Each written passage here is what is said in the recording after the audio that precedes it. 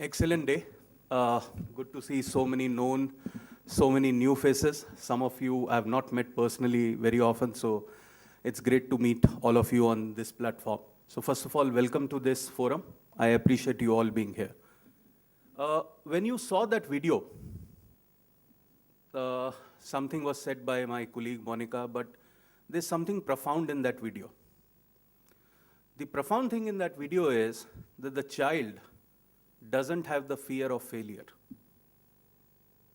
And that's the reason the child tries to push the tree forward. Your fear of failure is your first reason why you actually start your descent downwards. And that actually becomes the reason why you actually fail eventually. I would like to present something. Some slides that I put together in the night, so don't go by the quality of it. You can see two handsome young leaders from ISS receiving the Great Place to Work certificate from the director of, one of the directors of Great Place to Work Institute in India. The greatness of this recognition is that it belongs to all of you. It doesn't get owned by one individual or one function. It's a recognition of who you are. It's a recognition of what you have become.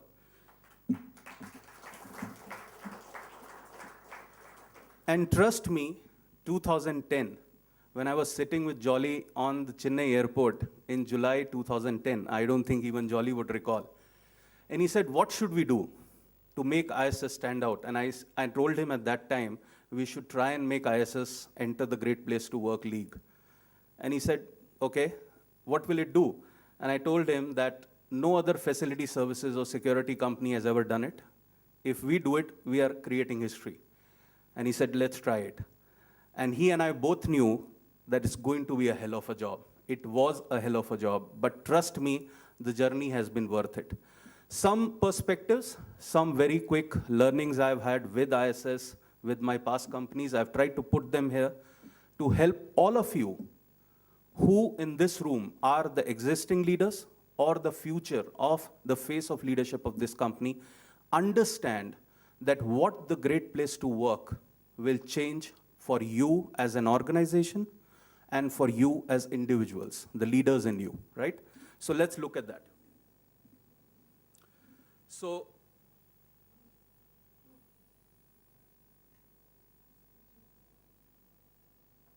my team is sick and tired of seeing this slide every time. Every human capital meet that I take them on, I make them meet this slide. And I ask them, where do you see ISS on this slide? And trust me, when we started in 2010, some of them felt that we were even before this. Okay? And in 2012, when I asked them, where do you think we have reached? They all said, we are somewhere here. In 2013, I am guaranteeing you, we are starting our journey from here to here. We have started the first step. Now it's upon you, how you ensure that ISS reaches the heights of business excellence. When you make the competition, when you make the peers irrelevant to you, it does not matter what they do, they will follow you because you are so ahead of them that they can never ever compete with you. Some fundamentals for that.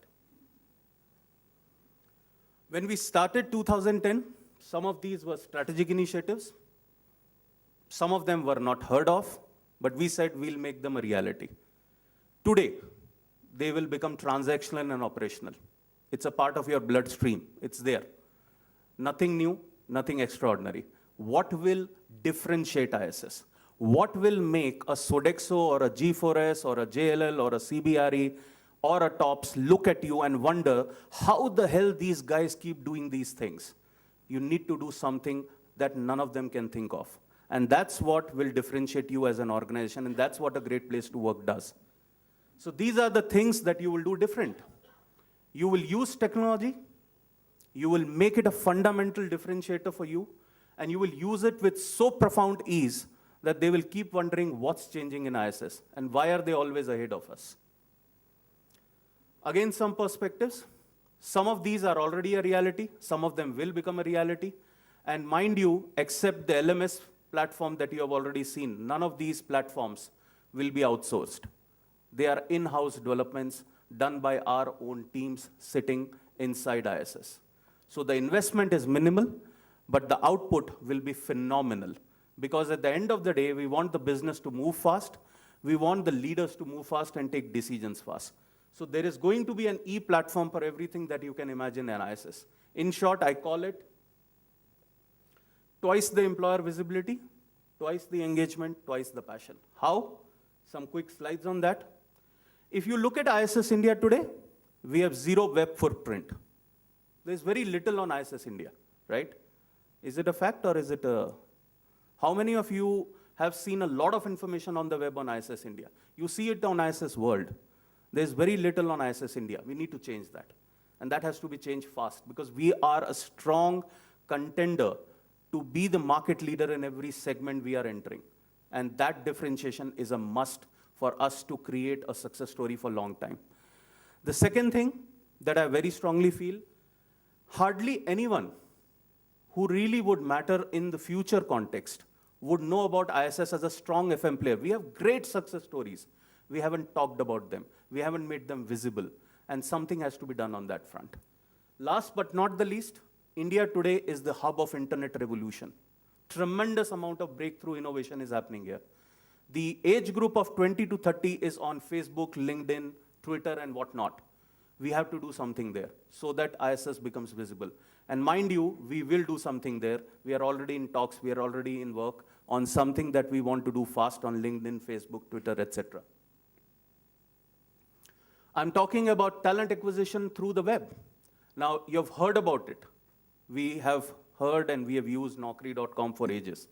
Naukri.com is cliched. That's gone, that's dead. No longer you get leaders from Naukri.com. You don't get talent from Naukri.com. In fact, talent doesn't put his CV on Naukri.com anymore. So what you will do to differentiate to get the talent? You need to differentiate. And you need to create a web footprint where these guys are available. They are available on LinkedIn. They are available on Twitter. They are available on Facebook. That's where you need to be. So that's going to change. We are talking about e-engagement.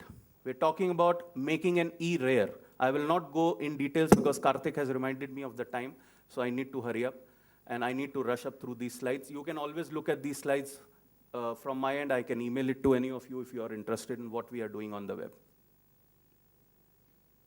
Imagine a coffee with Jolly on the Skype between Jolly and someone sitting in Trivandrum. Why not? If you have a good internet connection, through Skype, it actually feels like you're talking to someone next door. Why not? And that's what is the use of technology in today's reality, today's world. It's about bringing people together, bringing people closer. I was very recently talking with our Vice President IT, and I told him that I want to resolve my problem of not knowing manpower shortages on a daily basis on the site by creating an attendance platform through which the site attendance is updated on the day, on the site, at that moment, whenever the individual comes on the site, through a biometric and a processing system which is connected to one desktop. You don't need any rocket science there. Now, it's all about making technology affordable, making technology in a very convenient and an easy solution available to everyone so that you can track what's the real problem. Is it shortage or is it something else? But you will never ever go to the root cause of the problem unless you use technology. Technology is your differentiation. That's what you can use. I will rush to the next part. The next part is what it changes for you as a leader. And I have a very quick video to begin that.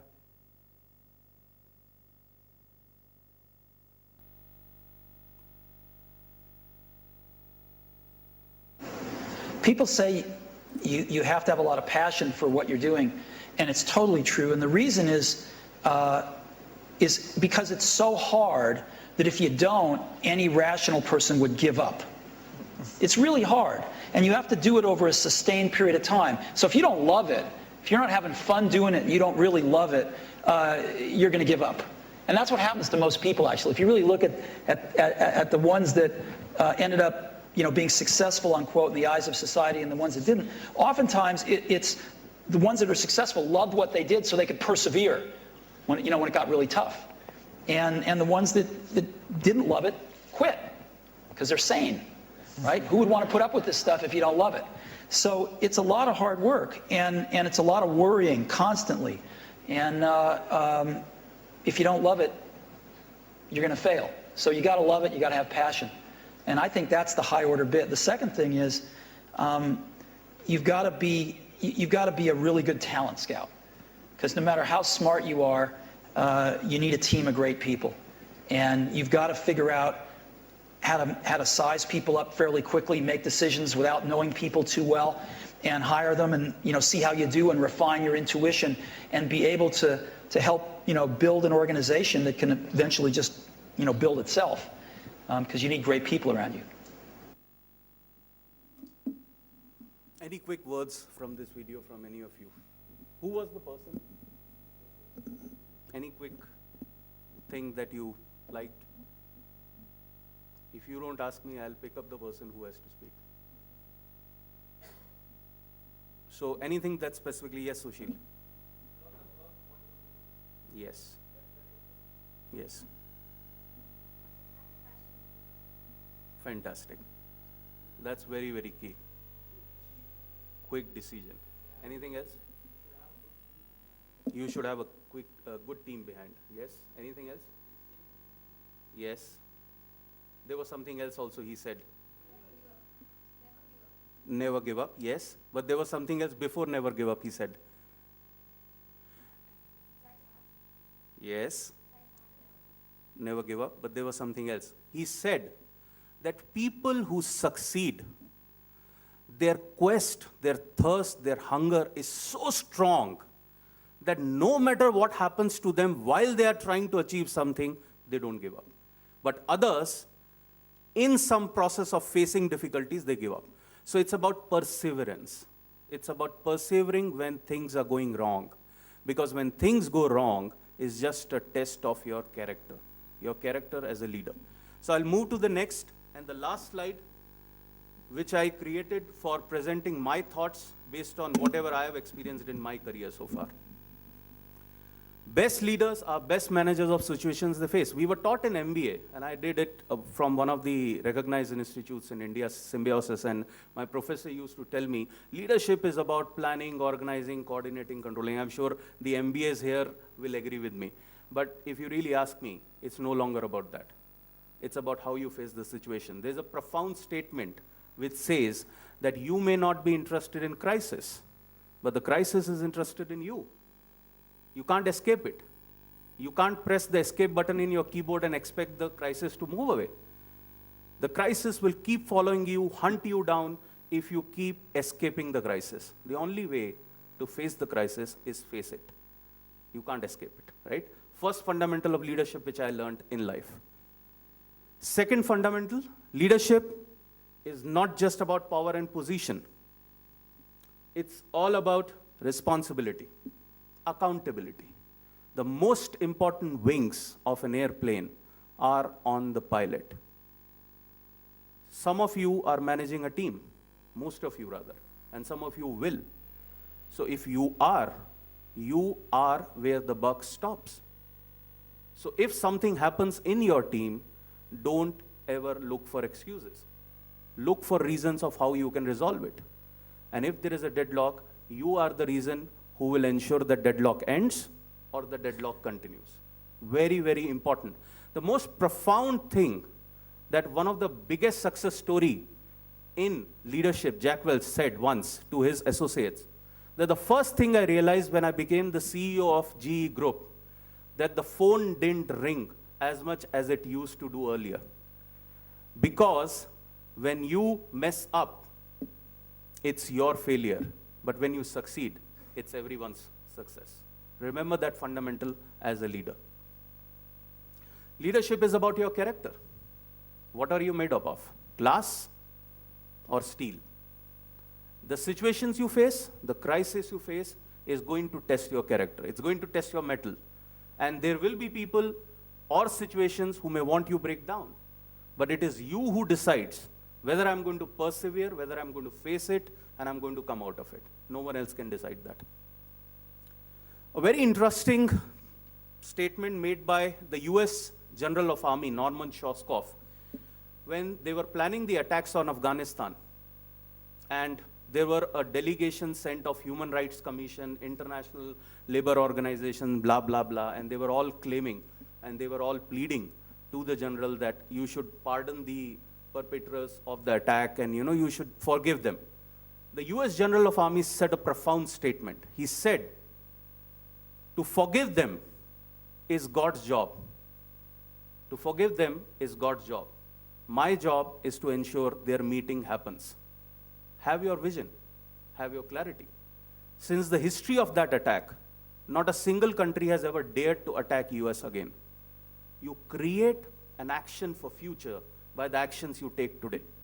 You should have a clear vision in front of you so that you move forward in that direction.